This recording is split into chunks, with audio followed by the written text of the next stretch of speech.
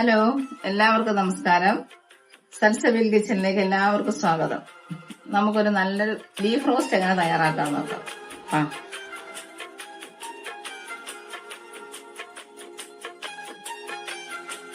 നമുക്ക് ഇതിനുള്ള ആവശ്യമുള്ള സാധനങ്ങൾ: 1 കിലോ ബീഫ് നല്ല വൃത്തിയായി വെച്ചിട്ടുണ്ട്. ഒരു 3/4 കിലോ സവാള ചെറുതായിട്ട് അരിഞ്ഞത്, നല്ല സ്ലൈസായിട്ട് അരിഞ്ഞ് വയ്ക്കുക. സ്ലൈസായിട്ട് അരിഞ്ഞാൽ നമുക്ക് നല്ല രീതിയിൽ എളുപ്പം വാടി കിട്ടും. പിന്നെ ഇഞ്ചി, വെളുത്തുള്ളി, പച്ചമുളക്, കറിവേപ്പില. ഇനി നമുക്ക് ഇഞ്ചി വെളുത്തുള്ളിയും ഒന്ന് ക്രഷ് ചെയ്തിട്ട് വരാം. പച്ചമുളക് നമുക്ക് നല്ല നീളത്തിൽ കട്ട് ചെയ്തെടുക്കാം. നമ്മളെ വീട്ടിൽ പിടിച്ച പച്ചമുളക് ആയതുകൊണ്ട് നല്ലൊരു വലിയ സൈസാണ്. എരിയൊക്കെ വളരെ കുറഞ്ഞ് നല്ല ഫ്രഷ് പച്ചമുളക്. ഇവിടെ നമ്മളെ ഇൻഗ്രീഡിയൻസ് എല്ലാം റെഡി ആയിട്ടുണ്ട്. ഇനി നമുക്ക് പാചകത്തിലോട്ട് കടക്കാം. നമുക്ക് കുക്കറിനകത്താകുമ്പോൾ നല്ല രീതിയിൽ ബീഫ് നമുക്ക് വെന്ത് കിട്ടും. അതുകൊണ്ട് നമുക്ക് കുക്കറാണ് ഞാൻ ഈ പാചകത്തിന് ഉപയോഗിക്കുന്നത്.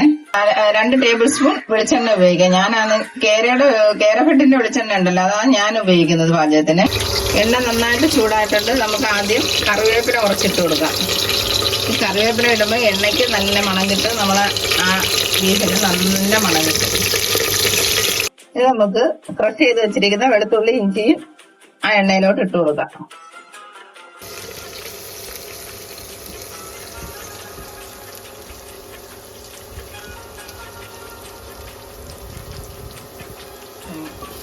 വെളുത്തുള്ളി ഇഞ്ചി കൂടെ നന്നായിട്ട് എണ്ണയിൽ കിടന്ന് നല്ല ബ്രൗൺ കളർ ആവുന്നത് വരെ.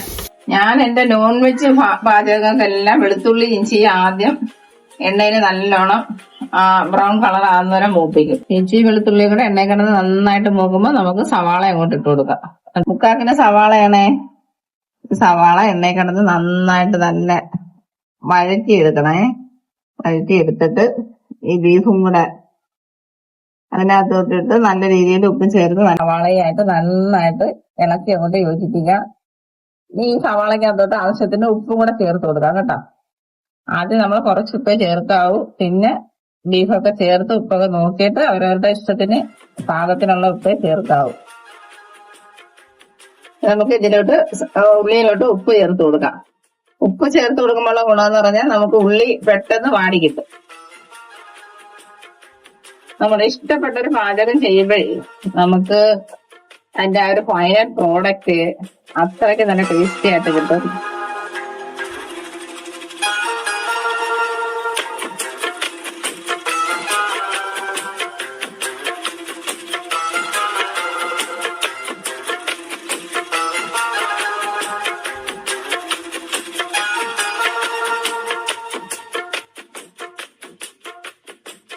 നമുക്ക് ബീഫ് ചേർത്ത് കൊടുക്കാം.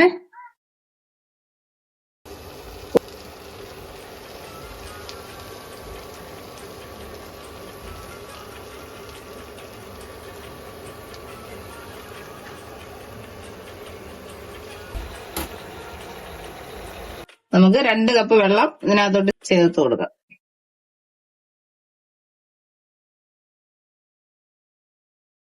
നമുക്ക് ഈ ഉള്ളിയും ബീഫും എല്ലാം കൂടെ നന്നായിട്ട് ഇളക്കി യോജിപ്പിച്ച് നമുക്ക് കുക്കറിന്റെ അടപ്പ് അതിന്റെ കറക്റ്റ് രീതിയിൽ അടച്ച് വിസിൽ കേൾപ്പിക്കണം. ഒരു ബീഫ് ആയതുകൊണ്ട് ഒരു 5-6 വിസിൽ കേൾക്കണേ. എന്നാലേ ആ ബീഫിന്റെ ഒരു കറക്റ്റ് വേവ് നമുക്ക് കിട്ടത്തുള്ളൂ. പിന്നെ തുറന്ന് നോക്കിയിട്ട് വെന്തില്ലെങ്കിൽ ചിലപ്പം 2 വിസിലും കൂടെ കേൾപ്പിക്കേണ്ടി വരും. ചിലപ്പോ നമുക്ക് വെന്ത് കിട്ടും. അത് ഓരോ ബീഫിന്റെ രീതി അനുസരിച്ചിരിക്കും. നമ്മളിത് ബീഫ് റോസ്റ്റ് ആയതുകൊണ്ട് നമുക്കൊരു മസാലകൾ ഒരു കുറച്ച് ഇതിനകത്ത് ചേർക്കാം. ഒരു 1/2 ടീസ്പൂൺ മഞ്ഞൾപ്പൊടിയും 1 ടീസ്പൂൺ മുളക് പൊടിയും അതേപോലെ 1 ടീസ്പൂൺ മല്ലിപ്പൊടിയും. ഇതിപ്പോൾ നമുക്ക് അങ്ങോട്ട് ചേർത്തിട്ട് മസാലകൾ ബാക്കി കുരുമുളക് പൊടിയും ഗരം മസാലയുടെ പൊടിയൊക്കെ നമുക്ക് റോസ്റ്റ് ചെയ്യുന്ന സമയത്ത് ചേർക്കാം. നമുക്ക് ഈ പൊടിയെല്ലാം ഒന്ന് നന്നായിട്ടൊന്ന് ഇളക്കി യോജിപ്പിച്ചിട്ട് നമുക്ക് കുക്കറിന്റെ അടപ്പ് അടച്ച് നല്ലോണം വിസിൽ കേൾപ്പിക്കാം. വിസിൽ ഓർമ്മയുണ്ടല്ലോ, ഒരു 5 വിസിലെങ്കിലും കേൾപ്പിക്കണേ. ഇനി നമുക്ക് റോസ്റ്റിന്റെ സമയത്ത് ഇത് നന്നായിട്ട് ബാക്കിയുള്ള മസാലകളെല്ലാം ചേർത്ത് നമ്മളിത് നല്ല ഡ്രൈ ആക്കി എടുക്കും. ഇത് നമുക്ക് ഫ്ലെയിം കൂട്ടി വെച്ച് വിസിൽ കേൾക്കട്ടെ.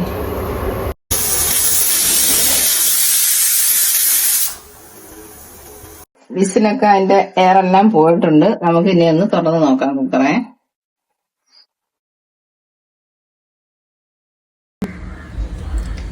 നമുക്കിത് ബീഫൊക്കെ നന്നായിട്ട് നമുക്ക് അതിന്റെ വേവ് ഒന്ന് നോക്കാം.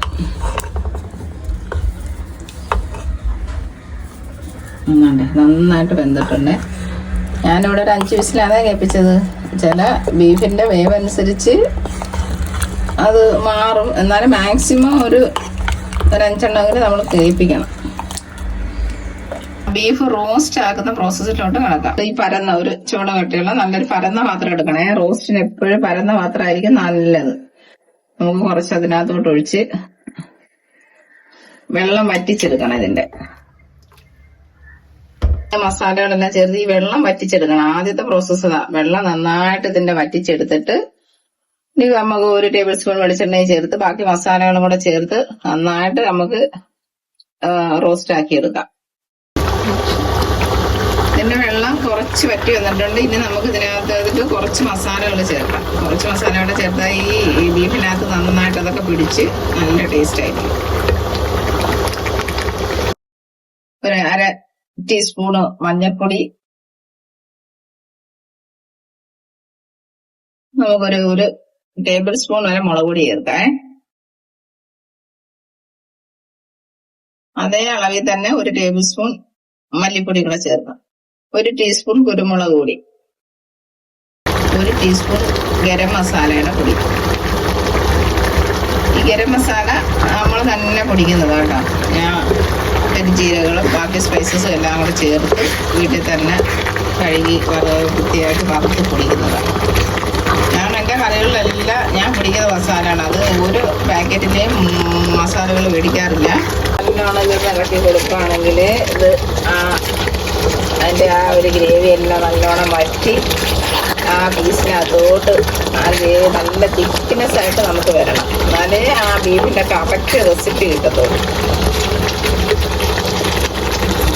നമുക്ക് 1 ടേബിൾ സ്പൂൺ വെളിച്ചെണ്ണയും കൂടെ ഒഴിച്ച് നന്നായിട്ട് ഡ്രൈ ആക്കി എടുക്കാം. അങ്ങനെ ആ ഒരു ബീഫ് റോസ്റ്റിൻ്റെ ലെവൽ എല്ലാം മാറും.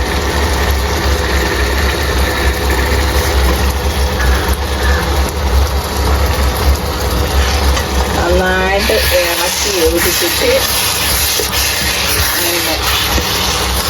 3/4 ഭാഗം റെഡി ആയിട്ടുണ്ട്. ഇനി ഇത് നമുക്കിത് ഒന്നും കൂടെ ഒന്ന് ഡ്രൈ ആക്കി എടുത്ത് കുറച്ച് കറിവേപ്പിലയും കൂടെ ഇട്ട് യോജിപ്പിച്ചിട്ട് ബീഫ് ചപ്പാത്തിയോടോ പൊറോട്ടയോടോ നല്ല നെയ്ച്ചോറും ആയിട്ടൊക്കെ കഴിക്കാൻ നല്ല ടേസ്റ്റ് ആയിരിക്കും. നമ്മൾ കുറച്ച് കറിവേപ്പിലയും കൂടെ ഇട്ട് കൊടുക്കാം. ആ ബീഫിന്റെ ആ ഒരു കഷ്ണത്തിനകത്ത് എല്ലാം മസാല നല്ല രീതിയിൽ നല്ല പൊതിഞ്ഞിരിക്കണം. അതാണ് കറക്റ്റ് ബീഫ് റോസ്റ്റ്. നമുക്ക് താണ്ടേ ഇത് വെള്ളമൊക്കെ നന്നായിട്ട് വറ്റി വന്നിട്ടുണ്ട്. ഇതിനകത്ത് നമുക്കൊരു ശകലം കുരുമുളക് പൊടിയും കൂടെ ഒന്ന് ചേർത്ത് കൊടുക്കാം.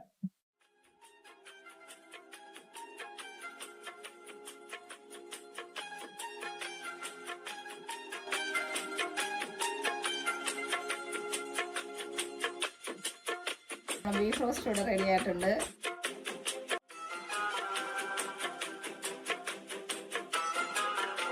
അപ്പത്തിൻ്റെ കൂടെ ചപ്പാത്തിയിലൂടെ പൊറോട്ടയിലൂടെ ഇഷ്ടമുള്ള എന്തിൻ്റെ കൂടെ വേണേലും കഴിക്കാം.